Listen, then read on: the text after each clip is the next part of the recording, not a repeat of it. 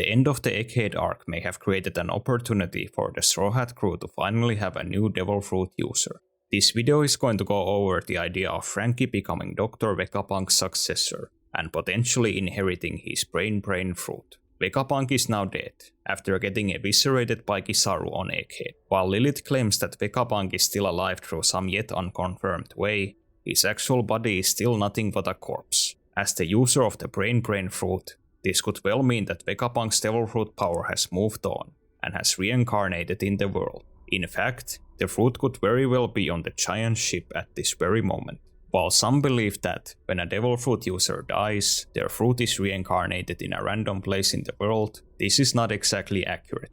From what we've seen, the Devil Fruit reincarnates in a fruit that is very close to where the previous user died. This is made clear during Punk Hazard, where after Smiley died, its Devil Fruit was seen being reincarnated in a nearby apple. Interestingly, in the very next chapter after Vegapunk's death scene, we see that the Giants actually have a bunch of fruit on their ship. If Vegapunk's Devil Fruit did reincarnate, it is very logical to assume that the brain fruit is now among the fruit on the giant ship. If this did indeed happen, and if the fruit is on the ship, the Straw Hats could discover this, and decide that one of them should eat it. Still, this would arguably not be their decision to make. Amongst all the characters currently sailing to Elbaf, the one who would probably be the most justified to take the brain fruit would be none of the Straw Hats, but Lilith. Lilith is technically the only surviving Vegapunk aside from York, and from what we know, she is not a Devil Fruit user. If she discovered Stella's fruit, she could think that it is both her duty and right to eat it, to carry the torch for the person who she is literally based on. However, it is also possible that she would refuse the Devil Fruit. After the recent events on Egghead, Lilith has a lot of reasons to think that the Vegapunks may not actually be fit to have this kind of power. One thing that was made clear during the Egghead arc is that the Vegapunk's intelligence is very much a double-edged sword, where it also comes with a lot of recklessness.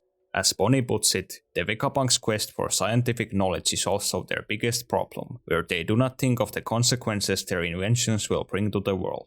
While Vegapunk is loved by the world for all the good his inventions have brought them, he is also the man who's provided the genocidal world government with immense military power. Because of Vegapunk, the government now has the Seraphim super soldiers at their beck and call, and the government has already used them to suppress people who rebelled against their rule. Vegapunk also created the Mother Flame, and while he did it to give more energy to the people, the government used it to fuel their super weapon, which resulted in the destruction of the Lulusia kingdom. The events of the entire Egghead arc were also a direct cause of Vegapunk's recklessness. Vegapunk's decision to make York, a clone of himself based on his personality of greed, resulted in her betraying the Vegapunks to the government to get a better life in the Holy Land. Because of York's actions, most of the Vegapunk bodies were destroyed, Egghead Island was reduced to rubble, and the government gained unfiltered access to all of the Vegapunk's surviving inventions. After she has just witnessed all of this, Lilith might realize that a Vegapunk having the brain fruit is simply too dangerous, and that someone else should have that power instead. While Lilith is based on the evil side of Vegapunk's personality, she has actually shown herself to be much more compassionate than someone like York. Lilith throughout Egghead is seen caring about her fellow Vegapunks, and even though she knew that they were alive, she still cried at their deaths. Because it was Stella's dying wish that the Straw Hats find the One Piece, and because the crew did everything they could to help the Vegapunks, including saving Lilith herself, she could well let them decide what to do with the brain fruit if it is now on the giant ship. Aside from Lilith, the ones on the ship who have not yet eaten a Devil Fruit are Franky, Nami, Usopp, Zoro, Sanji, Jinbei, and the Giants. Of all these candidates, it is hard to argue that Franky is not the one who would benefit the Straw Hats the most by eating the brain fruit. Even though the others like Nami, Sanji, and Jinbei are far from dumb, Franky is a bona fide renaissance man compared to even his smartest crewmates. While someone like Nami would likely become a much better navigator if she ate the brain fruit, this is still incomparable to what Franky could accomplish with the fruit. Franky is a savant, who is an expert in everything from engineering and scrapping to chemistry and carpentry. We've already seen how Franky's inventions have helped the crew as a whole, where they are used in things like combat, travel, and infiltration. Franky is also the only known character in the story able to recreate some of Vegapunk's technology. which is something not even Caesar Clown, Vegapunk's rival and a genius in his own right, has been able to do. Franky's intellectual feats are even more impressive considering that Vegapunk accomplished his inventions partly because of his devil fruit, while Franky's creations are simply the product of his natural mind. If Franky actually ate the brain fruit, he could have the potential of making even more advanced technology than Vegapunk, as he already possesses much of the latter's research. In real life, this is known as standing on the shoulders of giants, where humanity's advancement is generally built on the works of those that came before. As brought up earlier, it could also be argued that Vegapunk would want someone like Franky to get his devil fruit, as he said that he wanted Luffy's crew to be the ones who'd find the One Piece. Franky is also someone who idolized Vegapunk, and actually spent the 2 years of the time skip living in his home country of Baltimore. If she herself does not want the fruit, Lilith would probably be happy to give it to someone like Franky. If Franky did eat the brain fruit, he could probably help the Straw Hats a lot in fulfilling Vegapunk's wish and getting them to the final island. Let's assume that this did indeed happen, and Franky actually ended up consuming the brain fruit. How could this actually affect the story? It's possible that with increased intelligence, Franky could actually bring the technology that the crew uses to another level. As brought up before, the crew already uses a lot of Franky's inventions, like the Climate Act or the different vehicles Franky has built. These could all be further upgraded if Franky had more brain power. This naturally also includes Franky's own equipment, where he could potentially make the 39th iteration of the Battle Franky gear, and possibly even include things like Sea Stone into his arsenal. There is also the possibility that Franky could recreate much of the technology that we saw on Egghead Island.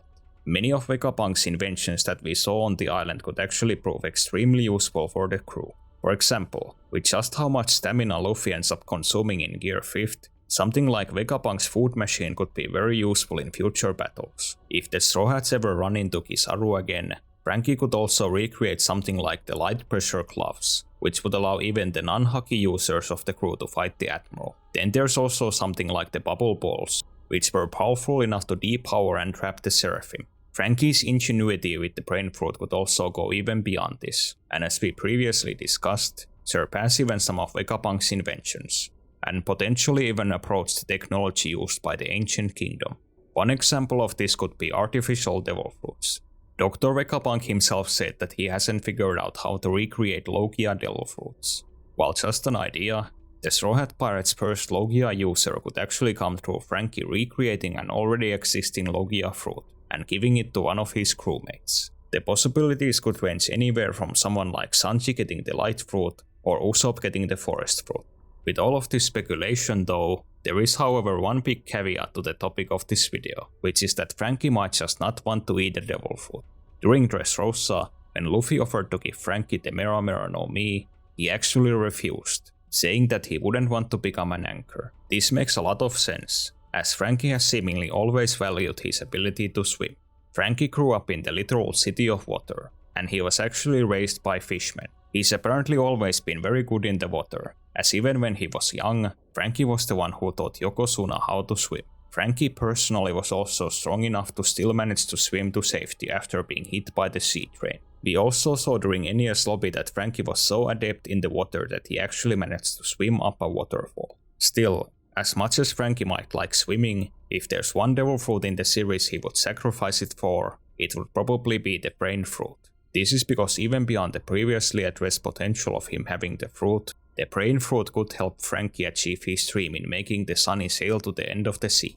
While the Sunny is one of the best ships in the story, Franky himself knows that no ship is perfect when she first sets sail. The reason why Franky joined the Straw Hat Pirates is because he knows that despite how good the Sunny is, it still needs a shipwright to maintain her. And as we've seen during the story, the Straw Hats themselves have had to modify and upgrade their ships when they've gone to places like Skypiea and Fishman Island.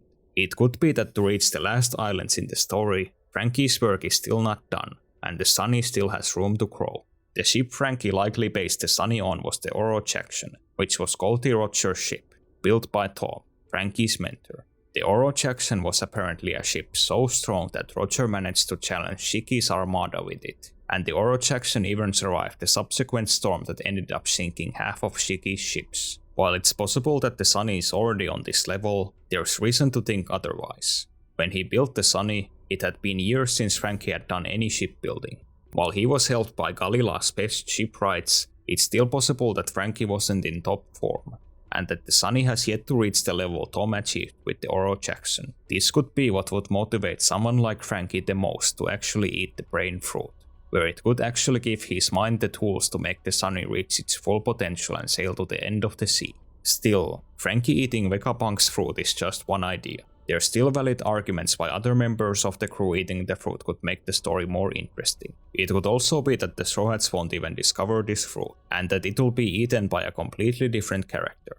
Or it could be that we won't even have another user of the brain fruit in the story. This was simply a video on why Franky might eat the fruit, and what could happen if he did. If you like this type of content, you can watch this video on my channel, about why a potential Christ Devil fruit could actually exist in the story, and which character might end up eating it. Other than that, thanks a lot for watching this video to the end.